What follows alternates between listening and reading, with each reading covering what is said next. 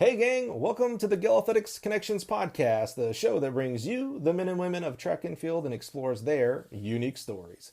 The show is brought to you by Gill Athletics. Head on over to gillathletics.com to find all your track and field equipment needs. I'm your host, Mike Cunningham, the National Sales Manager for Gill Athletics. This week's our guests are Nicholas Davis, the head women's track and field coach at University of Wisconsin Lacrosse, and Derek Stanley, the head cross country coach. We get into it about this great idea that they had, that they involved their team with for a virtual dual track meet. They invited the University of Wisconsin Stevens Point and came up with some really creative events. I don't want to spoil them. You're going to have to listen to find out how they're going, and check out in the show notes the links to some of the different websites and social media where you can see the results. The finals go down tomorrow, and let me tell you, it's a barn burner. I'm not even sure who actually wins. So without further ado, please help me welcome the wise, the wonderful Nick Davis and Derek Stanley.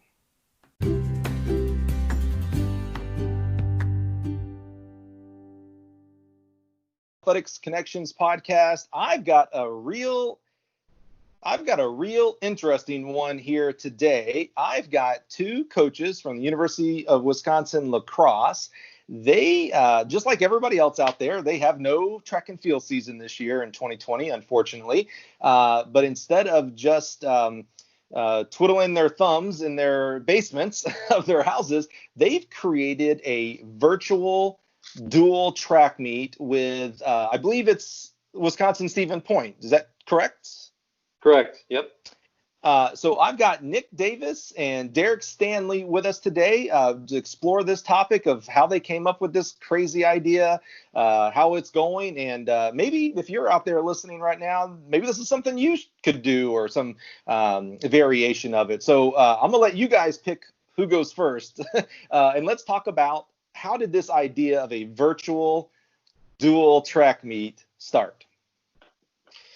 So this is Nick Davis talking now, but we initially, when the whole thing came down, and we're out at the national meet and basically told that we can't compete the next day, and the heartache and all, everything, all the fallout from all of this, kind of left everybody just pretty much in shock, it seemed like. And everybody was kind of searching for ways to justify it or have answers to all these big questions, and there was a lot of grief and all that kind of stuff going on. And as the head coach of the women's track and field program, and connecting with our assistant coaches and things like that, we talked a lot through like different ways that we can keep the team engaged, and we do a lot of that through like Zoom meetings and those sorts of things that most all coaches are doing right now. Meeting with event groups and things like that. And one of the things I was noticing is just kind of like, you're on Twitter and you're seeing these goofy videos. I mean, the internet is amazing, like the hilarious videos that people put out, and those sorts of things. But you notice these little videos of people doing the decathlon in their apartments and those sorts of things. And I just got to thinking, I was like, well, man, what if we did like a meet within our team where we maybe come up with some goofy events or something like that. And that'll be a way to keep our team engaged, And so in one of the Zoom meetings that I was having with our captains, I kind of brought it up, and we had like a really good talk about it. And they had mentioned doing something similar too, like just maybe having a meet or something like within the team and all that. And so we came up with like 10 goofy events, just things that are like more quarantine focused, like around the house kind of things, Yeah, I was going to ask, you're talking about a meet, but tracks are closed and gyms are closed. So you're not talking about having one kid in northern Wisconsin go run a 100-meter dash, and then another kid maybe in northern Indiana that's on your team go run a 100-meter dash, and then you compare the times. You're talking about not track and field related events. Right. So like initially we were thinking along those lines of like, oh, well, what if we did, do like an actual meet, you could hand time or do, all those sorts of things. And it just didn't seem right. It just didn't seem to fit like I don't know. It just didn't seem real. It wouldn't be as fun to come up with something a little bit more creative. And I think the hard part for me was that, like, yeah, I wanted to compete and have our team have the opportunity to do that, but I also wanted to keep it light and like just keep people smiling, and just kind Hmm. of being grateful for the connections that they have with their teammates. And so anyway, as we came up with all those events, and we were sitting there with the team, with the captains, we discussed, like, well, what if we did it against like another school, like in our conference in the WIAC? And it was funny because I had just seen a post on Facebook earlier that day made by Brett Witt, who's the head coach of UW Stevens Point men's and women's team, saying something about how he missed track so much. Hmm. And so after that conversation with our captains, I sent Brett Witt a message on Facebook, and I said, "Hey, we're going to do a virtual duel. Are you up for it?" And he was like, "Sign me up. Tell me what I need to do. We got to do something." I, And I that's like where how it went. you said. I like how you said that. You told Brett, who's a great guy, by the way. We got to figure out how to way to get him in this conversation one day too. Maybe we'll do a part two and get his side of all this, because that's great. But I love how you said, you called Brett and said, "Hey Brett, we're going to do a dual meet. Are you in?" Not, "Hey, you want Yeah. to do this?" It's like, "We're going to do it. Are you in?" He texted me, or he messaged me on Facebook right back, and he's like, "I'm in. Tell me what I have to do." I think those were his exact words. "I'm in. Tell me exactly what I need to do." So was this born, and Derek, jump in at any time here. Was this born from your captains, or so are you doing meetings with your captains and your whole team, or how's that going now with Zoom meetings? Derek, you can go ahead and talk about what you're doing with the Zoom meetings at this point. Well, I mean, the genesis of the dual meet, the virtual duel, is definitely, I think, the seniors and Coach Davis. I mean, I from the initial phases, they came up with all the events, all of the criteria, how that's listed and labeled in the description, and all that stuff that you see in those videos. So yeah, no, it's great as far as staying connected with the team right now. I feel like I'm at work. Like that's what it feels like. And what I mean by that is I have meetings scheduled all day with either classes or individual meetings. I mean, and things like that. So we're very much focused on maintaining the connection with our athletes. And I think that, when you do something like this, it takes communication. And so as long as you have a base of communication that you're operating from, it can be done very easily. How much of this, you talked about how much the events, I mean, there's a lot that goes into this, and we'll get to that, jump to that next, but the events, what days each event is going to happen, how many people from each team or whatnot, how much of that was created by you guys, the coaching staff, and how much of that was created by the athletes themselves? I would say, the majority of the the development of like the events and things like that, we had in a discussion. Like it just came up in a discussion with myself and our five captains. And what we try to do is make things. Although we're doing like goofy events like the milk jug toss or the frozen pizza discus or the speedy dishwash and all that stuff, like we came up with rules and stuff for it, but we also tried to like have events that fit specific event areas. So the speedy dishwash being like a sprinting event, the 300-piece puzzle race being like a distance event. We had our throw events, we had the toilet paper high jump as a jumping event. Like so we tried to mimic like the different event areas and things like that. And then it just out of the discussion with the captains, like this virtual dual meet was born. It was actually really easy, surprisingly easy to come up with these ideas. Well, I love the idea of the kids, I can't, kids, these guys are 18 to 22-year-olds. And if you're talking about the seniors, these are adults. But I love the idea of them coming up with the idea. I mean, at the end of the day, and I know we're talking about, frozen pizza toss here, but at the end of the day, that's leadership. Taking the hold Hmm. of an idea and actually executing and coming up with that idea, that's, boy, you talk about just as a coach, bravo to you guys and your staff of really stoking and executing learned leadership through your athletes. That's so key, especially since we can't do it in our more natural state on the track or at a meet and travel and things like that. You have to find other ways. So I love that they came up with these events and things like that. So let's transition. You gave us some spoilers there. Talk to us about what is the format? Is this an everyday one event, and what are the events, and how do you measure who wins? Yeah, so the structure was definitely we were trying to figure out if we wanted to do it all, release it all at once, or if we wanted to do it over the course of a week.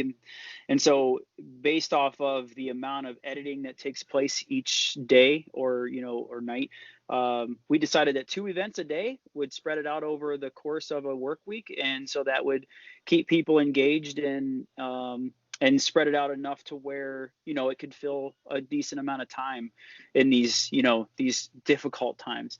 And so, yeah, the scoring structure was all set up by the seniors. So it was all set in there for us.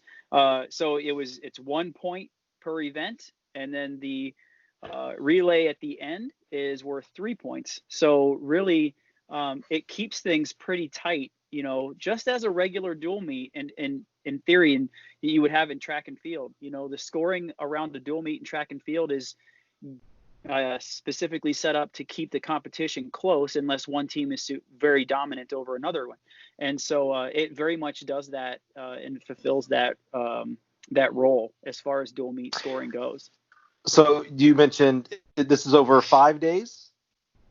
That's correct. Yeah. And, I had to look on my computer here because I actually don't know what today's date is. All the dates move together. Today's today we're recording on Friday, April 17th.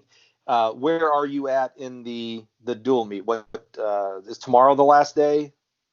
That's correct. Yeah. We just released day 4 on the UWL website. So if you go to uwlathletics.com, you can find it. You can find it there. You can also find it on our YouTube channel and Twitter accounts. So if you look in the show notes of this episode, you'll see those websites and social media handles right in the description if you want to go look at the results of this dual meet. So the first day, so let's start day number 1. You said there's 2 events per day. What were the 2 events on day number 1, and how did they go? I'm trying to remember, what were the first 2 now? The first 2 events were the speedy dishes. And that was followed up with the swing set long jump. Okay, so speedy dishes. I feel like my wife would try to get to my competitive side and make me do the dishes by doing this. So what was the parameters for speedy dishes? Is there 3 plates, 2 cups? How did you make it, as even as possible? So we did the rules for that were 5 dishes. So you had to wash 5 dishes, dry the dishes, and put them away in as fast a time as possible. So yeah. They're very, very specific parameters. Now, it's for speed, and you got to put them away. Could we use plastic plates so we don't break anything? We didn't actually specify that. Actually, we just said dishes. So I was actually very surprised. I don't know if there were any outtakes that they kept out of it, but the athletes filmed themselves doing this and then they sent it into us. Right. And so no, as far as I can tell, no one broke any dishes or was hurt in the making of this video. So we were pretty good with that. So no known broken dishes. Now we may have to do a survey with some parents of these kids and find out what actually went down there. Can I just interject here for a second? Please. Some of the best parts about these events were the parents were the ones doing the timing. The parents were the ones filming the dishes, and even though the audio is deleted from the videos that are shown online, you should hear these parents. I mean, it might as well be a track meet when they're running the hurdles or something. It is unreal. They are so supportive of their student athletes. It's awesome. That's a really good point. I tend to, as working for Gill Athletics, tend to focus on the coaches and the things that they're missing during this time of, competition and camaraderie and such, and then that quickly moves to, you know, the athletes have lost their seasons and their opportunities to make All-American and things like that, tend to forget that the parents involved, and they love watching their sons and daughters compete, and that has been taken away. So I love to hear that they are right in it and, and yelling and going for it. That's awesome.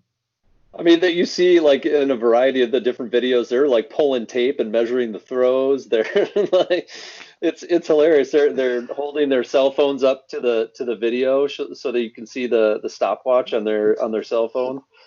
That's It's fun so stuff. cool. So how did they? Did they just like did 5 people from each team do it and they submitted their top one, or how did you get to the actual submittal to figure out who got 1 point and didn't? So we, for us, it was pretty simple on UWL's side because we did 10 events, and in our relay we only had 3 people, so it was a total of 12 people. We just made it 3 people in the relay that we did, but so it was a total of 12 people, which is right around our full allotment of seniors who are graduating. So we wanted to really emphasize what they could do and just give them an opportunity. So we had 12 already picked out. So what I understand, this is seniors only. For UWL, it is, yes. Got it. Okay. From what I understand from Stevens Point's side, when we came up with the rules and the events and stuff like that, Brett Witt just sent it out to his team, and he told us that, like, he said it was a matter of about 10 minutes before all the events were filled, and like, you know, everybody was ready to roll. But so we just basically picked one person for each event.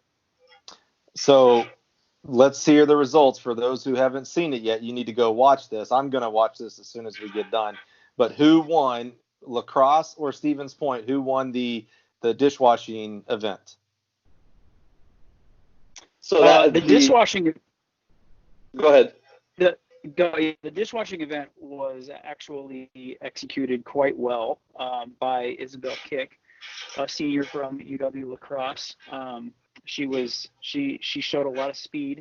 I think Coach Davis mentioned that they had worked on a technique of more of a, did you say a dip and dash technique? Yes. She used to be, we worked on it. We transitioned from a plunge and scrub to a dip and dash. So yeah. Hey, I want, when I go to your bios next year on your websites, I want this result of whoever wins this dual meet on your 2020 season. I don't want it to say 2020 season was canceled because of COVID-19. I wanted to say, you know, the online dual meet was won by UW whomever. That's awesome, man. Yeah, she did it in a speedy 37 seconds, so that was pretty good. 37 seconds for 5 standard-sized dishes. That is, you know, so, and looking back at the video, the thing that really helped her was that the Stevens Point woman put one dish at a time away, and we never specified that it had to be done that way. Whereas Isabel stacked them all up, washed, dried them, and stacked them up, and then put them all away at one time, which definitely was the preferred strategy, in addition to the dip and dash. So hey, there are many different strategies for track and field events. There's some people 3-step in the hurdle, some people 4. You know, it's all about what you think is going to be best. So it sounds like it's at the end of that event, it's lacrosse 1, Stevens Point 0. Yes, sir. And I don't want to dismiss this part because, Derek, you talked about the amount of video that's coming in and the, you know, taking the audio out and just so we can focus on the video and stuff like that and getting it out on the website and social media. My understanding, you're doing all that kind of behind the scenes video production and things like that. Yeah, that's correct. Yeah, the video came in, I think that from Stevens Point, they uploaded it to Google Drive, and I was able to download it from there. On the women's side, they attached video links to however they saved it, and I pulled it up. And as technology goes, there were definitely challenges there as far as some of the video clips didn't come in. Some of them had to be, I had to have them resent and things like that. So there's always a challenge to the video transfer if you're not, right then and there, like, or saving it to the same drive. So, but we were able to navigate those challenges. Is this a background you have doing this kind of production? Not at all. That's why this can be applicable to anybody. Yeah. My business background did not have me do any of this, nor did my master's degree in sport administration. And when I started editing video, I literally learned, somebody who knew how to do it sent me through a tutorial for about 45 minutes, and then I just figured the rest out on my own. And that's why anybody can do this. Yeah, let me tell you though, Mike.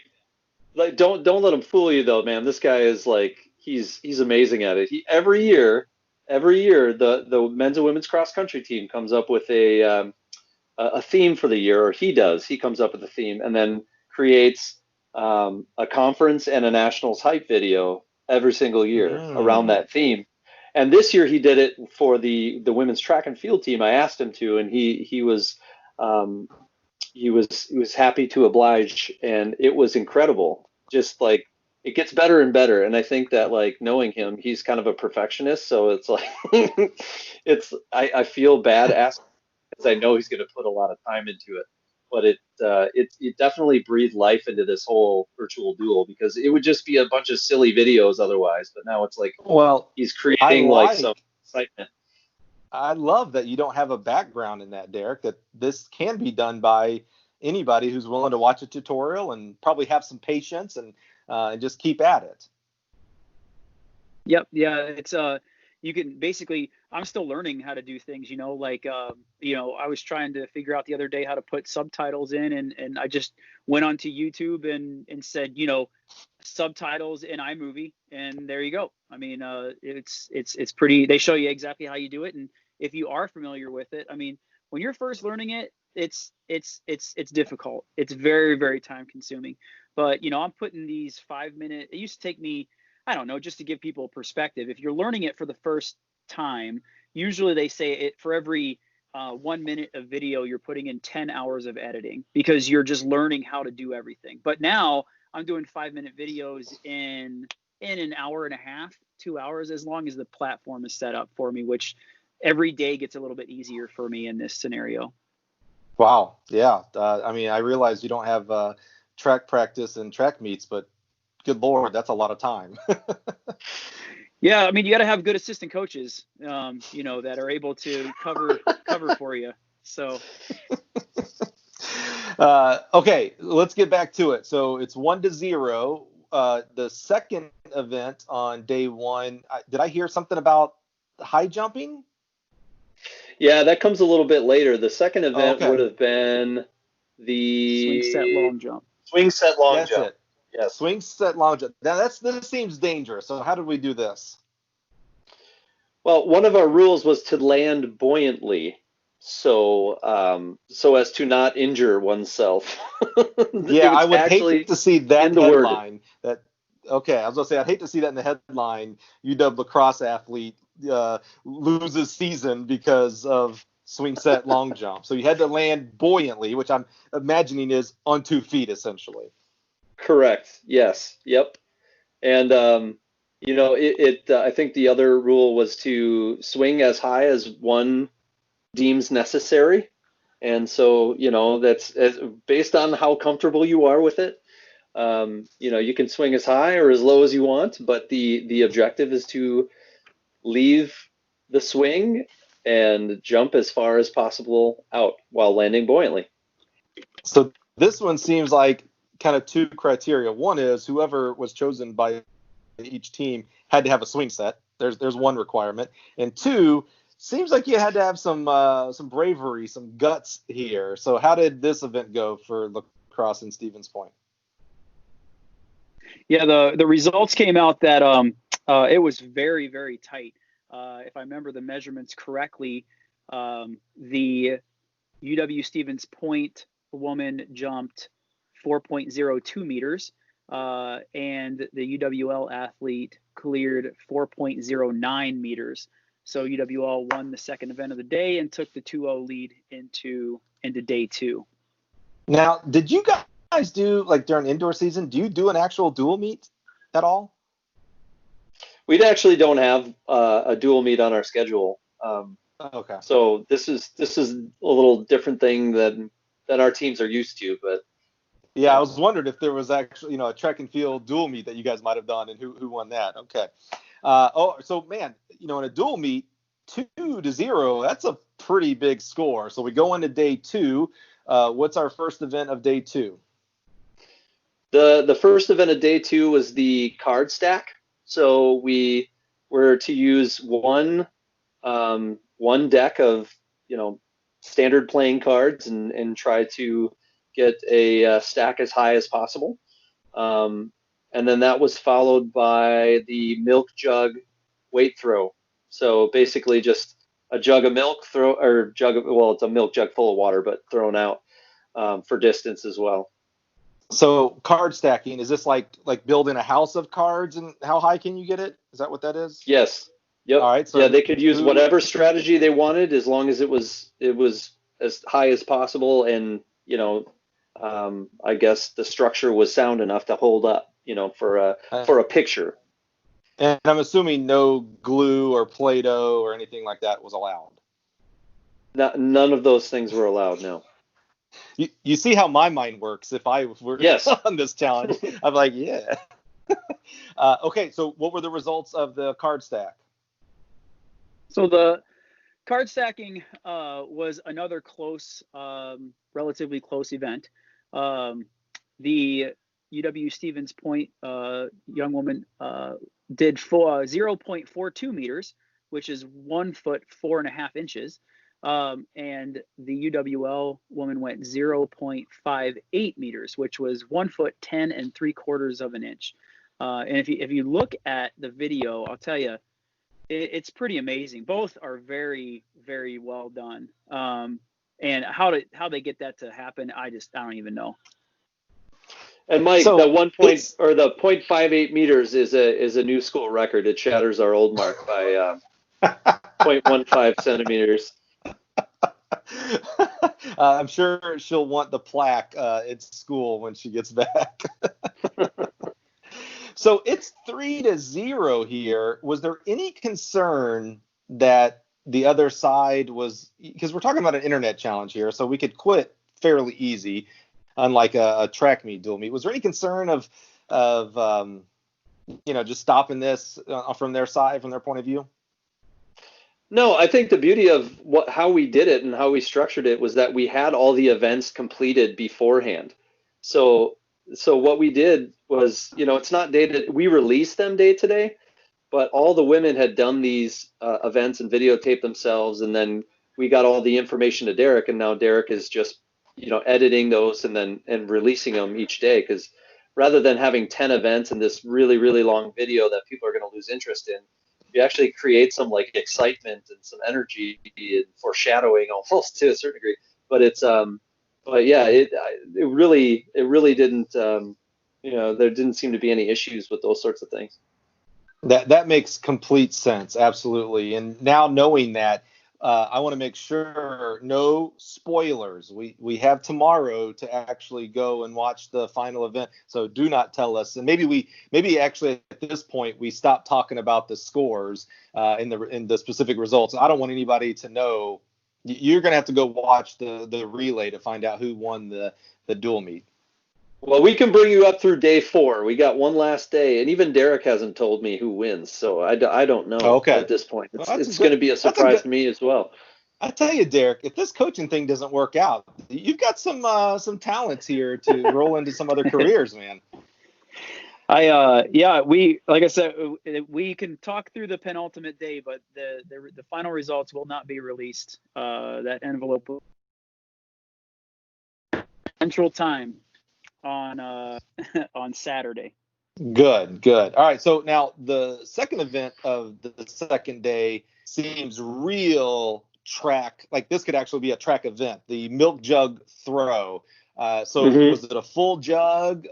You said it didn't have to be milk, of course, but was it a full jug? Did it have to be a liquid? Could someone have done concrete, and would that have been an advantage? It had to be a liquid. We didn't necessarily want it to be milk just because we don't want to waste the food and all that. But like, so both of the competitors did fill the jugs up with water. But it was a liquid. It was full, and both of them found a spot. So actually, the UWL thrower, her parents own a dairy farm, so it was actually really perfect. It was a fitting event, and she is also our hammer thrower, weight thrower, and so she took part in that. And then the the woman from Stevens Point actually found a ring to throw out of. I don't know if this was like near her house or at her house, but so they had a legitimate, space to throw. Bree, our competitor, had like a nice concrete slab at her dairy farm, so you could see like the videos out on the farm at her house. So it was pretty legit. Both ladies were actual hammer weight throwers.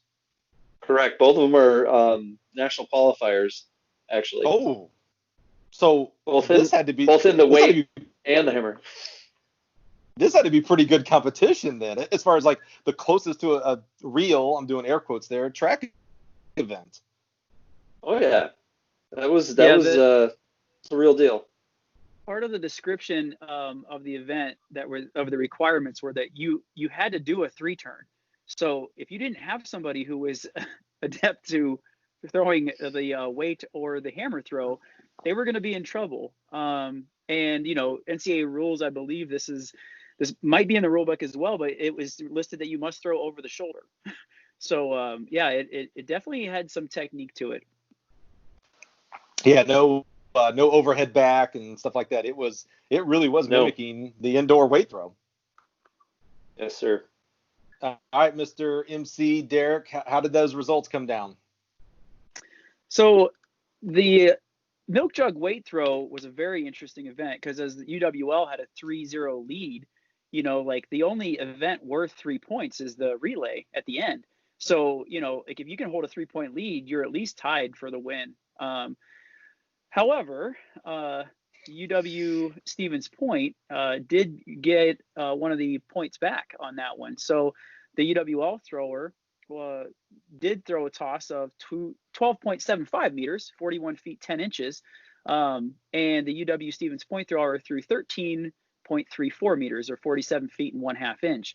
And I'll tell you, the most exciting part of it was watching the milk jug explode when it hits the ground. It was just awesome. I didn't think about that.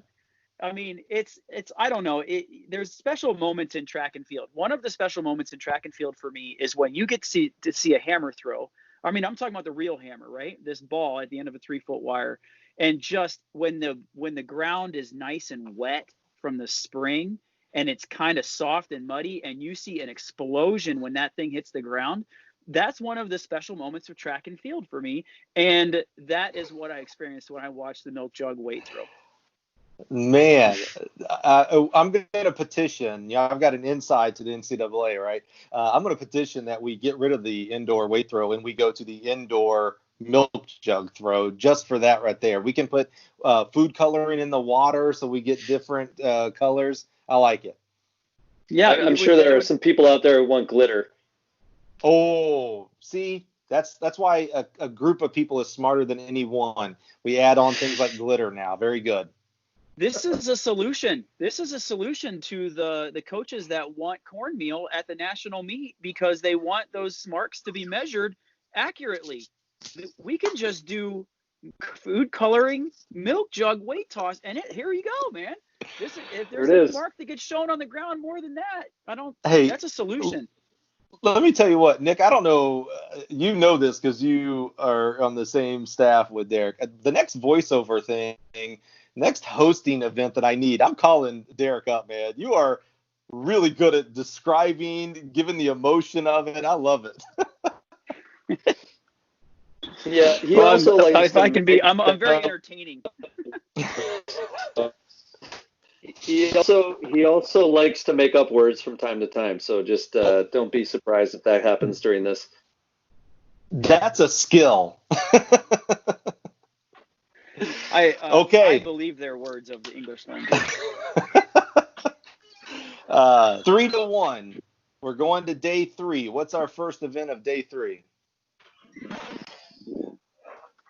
First event on day 3 was the puzzle race, and the description of the puzzle race was just that, very simply, it had to be a 300-piece puzzle. It had to be completed by one person only. The start time was that when the box opens. The end time was when the last piece was inserted, and you must show that in a time lapse video the puzzle race. So Now, those were the only criteria. I haven't done a puzzle in a while, but this sounds like this would be measured in like an hour or something like that. Like this takes time. Correct. Yeah, it definitely took some time for them to do it, which is why they were asking for the time lapse, video evidence. So before we get to the results, what were the 2 puzzles? Was it a Disney scene? Was it a Star Wars? What did they choose for their puzzle theme?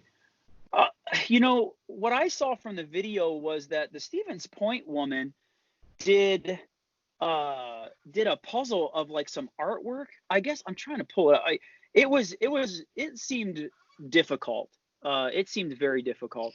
And the UWL woman, we actually were having trouble locating a 300-piece puzzle, so I ended up finding one in my house, and I ran it down, and it was, I had to throw it on her porch because we couldn't necessarily get that close to one another. So I kind of like threw it at her, and she was like, thanks. And so we got that 300-piece puzzle, but that was a kid's puzzle of The Secret Life of Pets. So that was that one. So I Nice. feel like the Stevens Point woman had the uphill battle in that 300-piece puzzle challenge Because of the artwork side of it.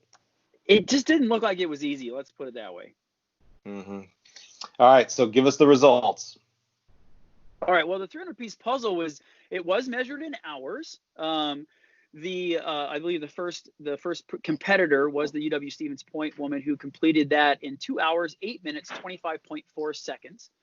And the UWL woman, who self-proclaims, actually her mom says that she is a puzzle wizard, quote, puzzle wizard.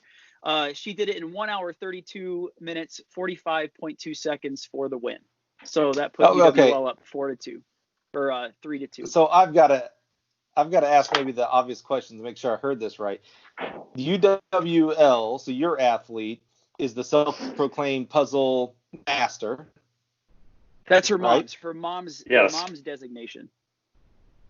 Oh, okay. Because I was going to say, but wait, the puzzle master did not have their own 300-piece puzzle.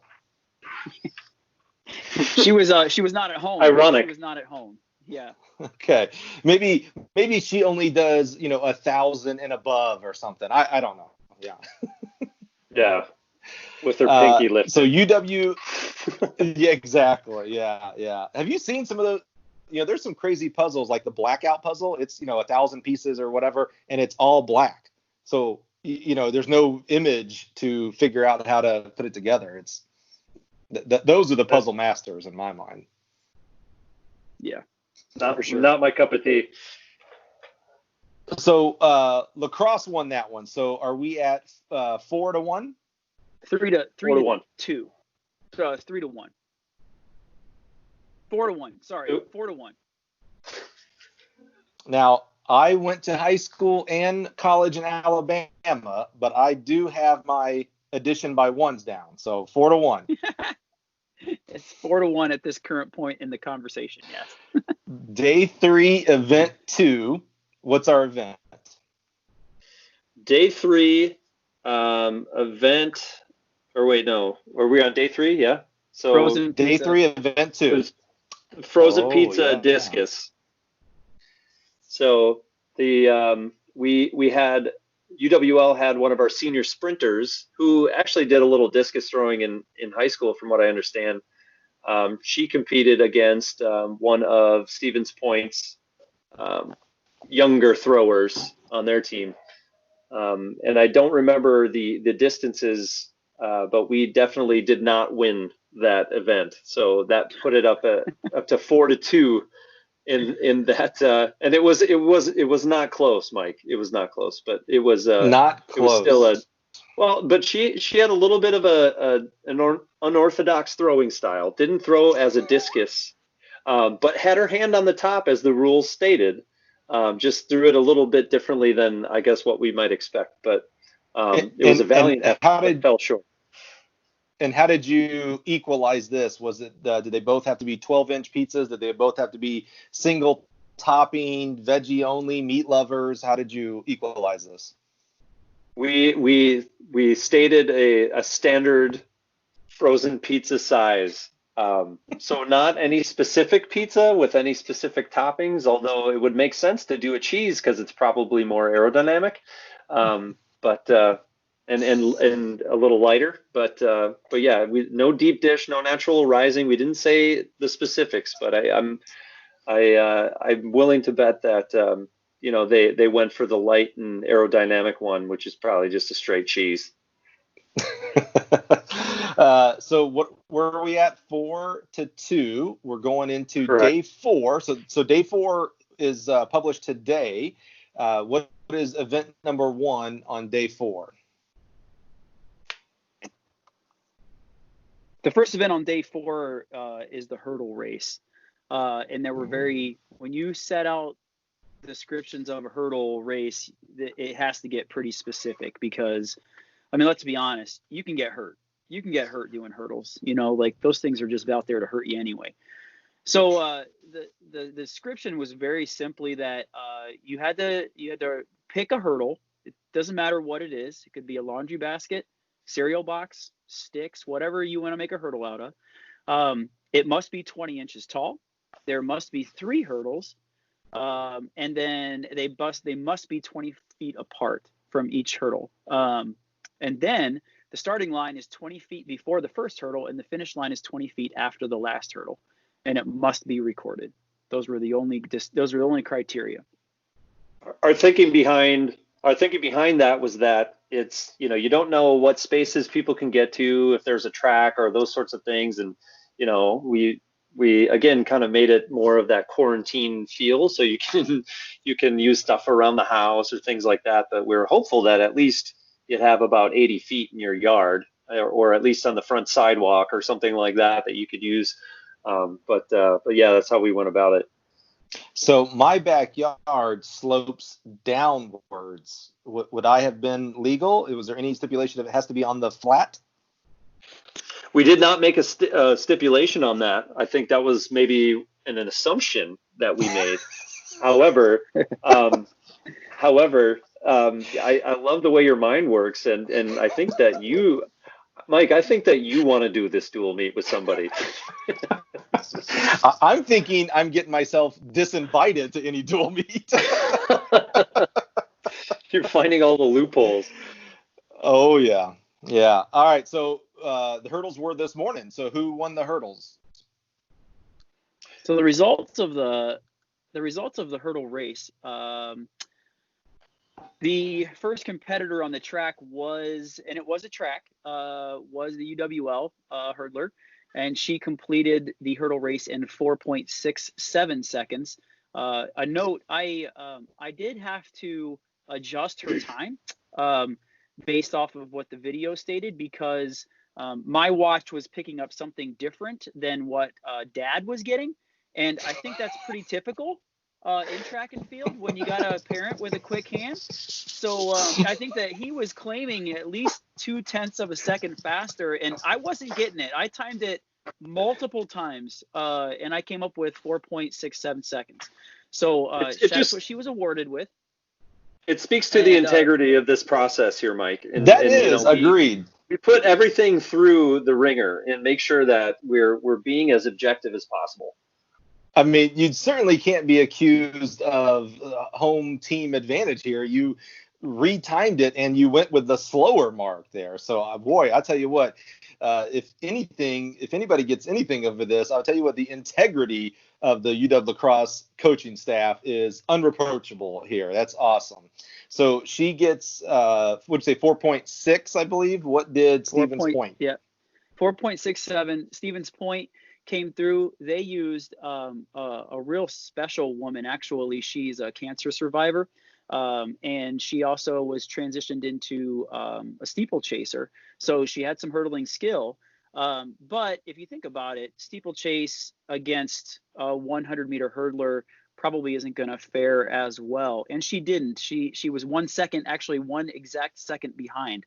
She went 5.67, and UWL was awarded that point. The best part, though, is when you watch the video, you can see, again, just excitement of parents, things like that. But the materials used to hurdle, that's what you need to pay attention to in the video. Like, it's funny because the UWL woman is hurdling over anything she can get her hands on, it looks like. I'm seeing a cooler, a box fan, so on and so forth. And the Stevens Point woman, she had hurdles. Like, she truly cares about her ability to hurdle. So the first one looks like something that is a kid's post or something, but then the other two are just lower hurdles, and they're awesome. I mean, it's just really unique. Now, I'm starting to envision this now as well, because like I said, I haven't seen these videos yet. Are they wearing their school uniforms or at least school shirts or something with this as well?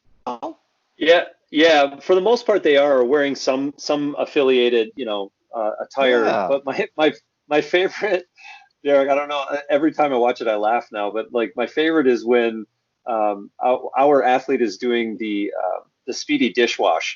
And she's wearing like the full regalia. She's got it all. And then she's got the big gloves, like the latex yellow dishwashing gloves. And she's like standing ready to go. And then her mom goes, set, go. And then she like dives into the sink. But it's so legit. Like, she's just dressed head to toe, ready to roll, just like she would be on a Saturday at a track meet, man. We manufacture so much equipment, weight throw and starting blocks and hurdles. Maybe we need to get into the yellow glove. Maybe this comes out of this coronavirus time. Maybe the yellow dishwashing gloves are the next phase for track and field. Well, you might be making gloves and masks, like the way things are going. That's true. All right. So by my count, I'm catching the score at 5-2. Going into the second event of day 4, which is today. What do we got for this event? So for the second event of day 4, it's the toilet paper high jump.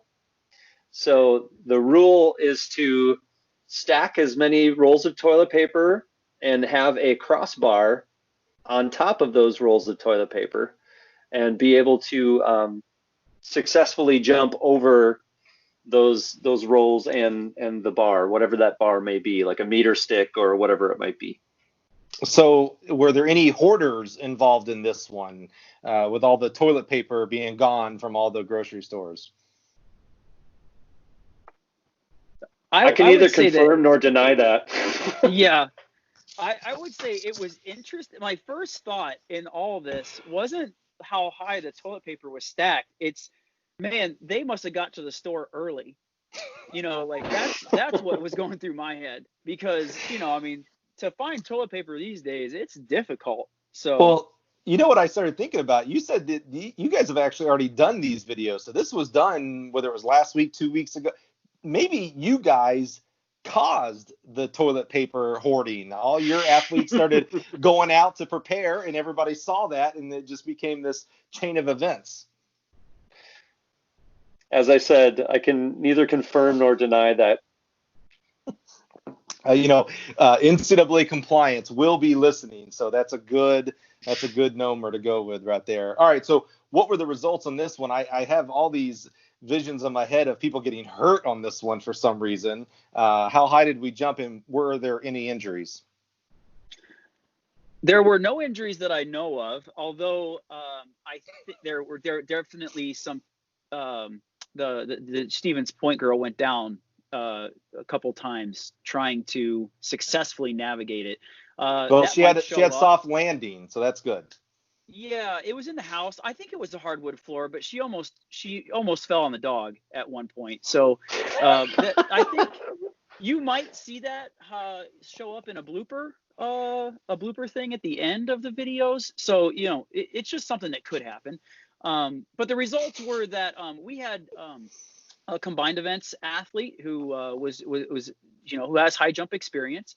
She successfully went over. One of the rules is you had to go over and back. You had to navigate the jump twice. So that twice. So not in reverse or anything, but just jump over it, turn around, jump back. So you do it twice. And the UWL woman cleared 7 rolls.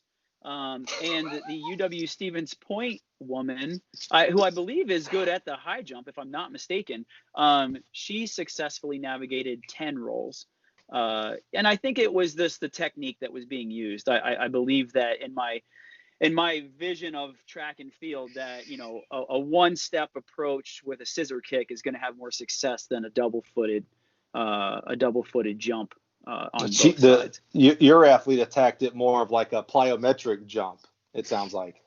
That's correct. I would say that this comes down on the coach. Me being the jumps coach, we didn't come up with as solid of a plan as we should have going into it. And you live and learn.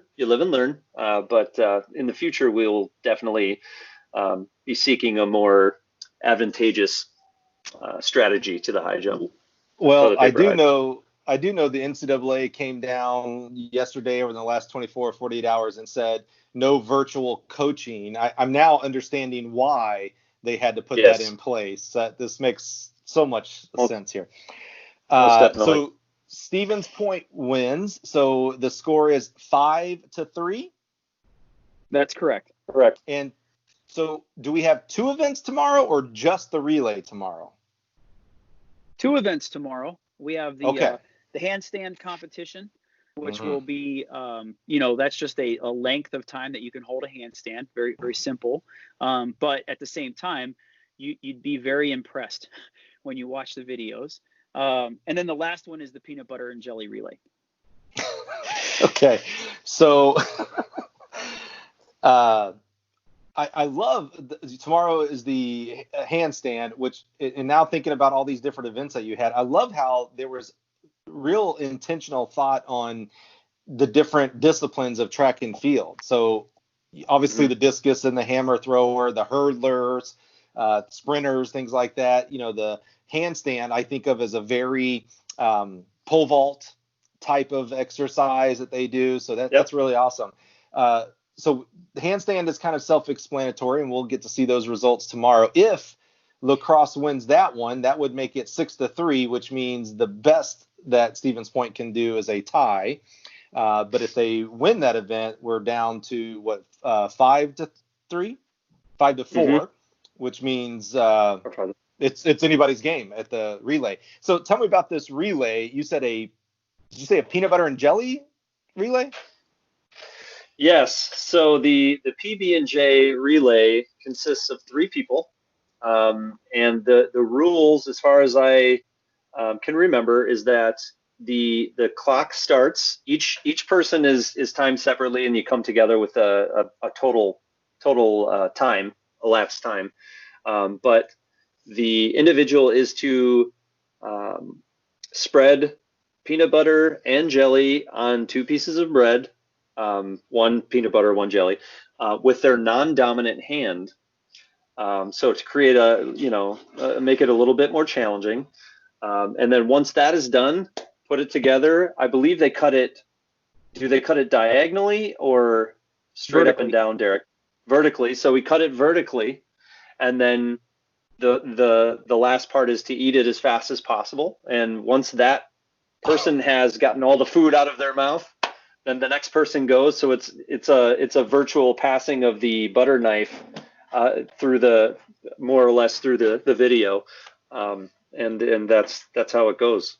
So there's a lot of strategy here, because if you put too much peanut butter, that's going to slow down the eating. Of course, you get it sticks to your mouth. Were they allowed to drink milk or anything with it as well, or did it have to be just straight dry? Just straight dry, just eating the sandwich and moving on. You guys are, you D3 guys, you're tough, man. No milk to wash it down. Jeez. I used to coach in the SEC, and we would have premium milk to go with that to wash it all down. We can't. We don't have the budgets for that, Mike. We don't have the budgets for that. One of the unique things about the PB&J relay is the approach that UW Stevens Point took to it. It was when you watch the video tomorrow, it is. I was going to say, don't you ruin this for me. No, it's just it's a unique way of, you can just, they were very into the relay orientation of the video of the event. So I will put it like that. That's awesome. I can't believe I'm going to say this out loud. I'm super excited to watch and see who wins this dual meet. This may be this is akin to the USC and UCLA dual meet. I'm excited to see who wins between La Crosse and Stevens Point tomorrow. I haven't even seen it, Mike. I'm excited to see it myself. Awesome. Well, hey, this was really good. We talked about the motivation of how you came up with the idea, and again, love that the athletes, and you can really see the athletes' fingerprints, so to speak, on these events and how they came about. Love hearing the results and can't wait. Again, do not forget, as soon as we hang up, Derek, text me or email me all those links. I want to make sure they're in the descriptors when we publish this tonight, so everybody can get caught up that hasn't seen this. And then what else are you going to do tomorrow? It's, you're not going to work. You're not going to a track meet, unfortunately. So we got to watch this virtual dual track meet between La Crosse and Stevens Point. So a lot of someones are going to listen to this, and the ideas are going to start cooking. What suggestions might you have for coaches who want to try to take this on themselves? I think the main thing that I found to be really exciting and fun about this whole process was most of us as coaches, sometimes we forget how absolutely brilliant and creative and hilarious our teams are. And I think that, this process, it was something that I just thought of on a whim, and I'm like, hey, wouldn't it be funny if, and they made it come together, we had our conversation about it, and it was so easy to come up with just funny things to do and just ways to connect. And so, I think my biggest suggestion for coaches, if they were to do something goofy like this and just have some fun with it, is just to, maybe you're guiding your athletes to figure out some plans, but just let them be creative and let them, come up with their own events and things like that, or use ours. And then we can have a measuring stick, for how well our card stack was against the rest of the country. I don't know if we want to do that, but yeah, it was really fun. And I was going to say, I wonder if this is how the events of the decathlon were chosen. Someone had to come up with the 10 events, and someone had to say, you know what, let's not do the steeplechase in the decathlon. Let's make it a 1500. There had to be give and take. So we got to figure out how to create 10 standard events. And I think you're on the right track with the 10 that you guys and your team came up with. Yeah, it was fun. I would say from a couple of things, if you're going to do it, from the editing standpoint, try and get all of the video raw. What I noticed is the student athletes, they were creating their own videos in iMovie and sending them to me, and the raw video is so much better to work from. And the other thing is, I could see people trying to, I don't know, us in the coaching world try and one up each other. And that starts to lean towards the safety aspect. So just, I implore the coaches to use some common sense and, just try and be careful with the events that they choose. I noticed how you asked for the coaches to rein it back. You didn't have to worry about the athletes. It was the coaches that we've got to be concerned with. I think the athletes have their health in mind, most of the time. The coaches are the ones that want to push the envelope on a lot of stuff, and I am one of those people that would want to push that envelope. So that's all my only encouragement. And I would add, as someone who has done videos and podcasts, and Derek, I'm similar to you. I don't have a background. I wasn't a digital. I don't even know what you would major in to learn all this stuff. But I would add, don't let perfection get in the way of execution. So I can hear a lot of coaches in my head being concerned about what you're doing, Derek, of just, the time commitment and how do you polish it up and make it look perfect and all that. Don't worry about that. Do the YouTube videos and make yourself better, and you'll get better. Your 10th video is better than your first video. Derek, would you agree? Yep. Yeah, you'll get better at it. So just have fun with it. Again, the memories. This is the overall thing I love about this is this coronavirus has taken away a special time in these kids' lives, especially our seniors who may not ever have a chance to run in this great sport of ours. And so what you guys have done is found a way to have fun and create memories for your kids that they'll cherish for the rest of their life. One of your kids will be talking to their actual kids one day, 20 years down the line, and they'll tell them about the peanut butter relay and how they came from behind to win. I have no idea. No, that's not a spoiler alert. I literally have no clue who won, but it'll be a great Christmas time story. And I just want to give you guys just so much shout out respect for creating this and bringing it to fruition for not only your team, but also Stevens Point as well. They're a big part of this. You can't have a dual meet without the other guys. Yeah, thanks, Mike. I appreciate. I know that Derek would feel the same way. Like we appreciate what you do and like shining a light on the important things that we have going on in our sport right now, which is unfortunately has nothing to do with our sport. Like we're not doing our sport right now, and I think you're really doing a great job with the podcast and things that you're doing about coaches' bios and things like that, which I think are amazing, and I listen to them a lot. But even just something as silly like as this, we're just trying to again shine the spotlight on how we're getting through these tough times and how we're trying to keep our athletes engaged and just connected. And I think that means a lot, and I think hopefully that'll help if other people are trying to navigate these things too. Like maybe that will spark some ideas with other coaches and something else might happen down the line. Absolutely. There are many, many examples in the business world of businesses that were born out of desperate times, whether it was the stock market crashes back in the day, the internet bust, the housing crisis. There are a lot of businesses that grew out of this. I think this can be a time that for track and field coaches, some really good things, whether it's ideas of how to coach, whether it's collaboration like the coaches collab group on Facebook, whether it's fun challenges, dual meets like this, a lot of good, a lot of good will come from this time period. So, and I think this is one of them. All right, I got one more question, and then we're going to wrap this up. So this was born out of this downtime of coronavirus. But what I really want to know is, does this become a yearly challenge between you and Stevens Point? That's a great question, Derek. Are you up for editing all the video? Well, you got the platform set up, so I mean, I could probably get it done. I will definitely have some rules about how the video will be delivered and taken. There needs to be some pre-editing or gathering of the material, notes and guidelines. But yeah, no, I mean, if the head coaches chose to do that, I would be 100% excited about it. Well, that was the most non-committal answer from both of you. I love that. But what we are committed is tomorrow, April 18th, we will find out who wins the virtual dual meet between the University of Wisconsin lacrosse and the University of Wisconsin Stevens Point. It's all going to come down to the peanut butter challenge.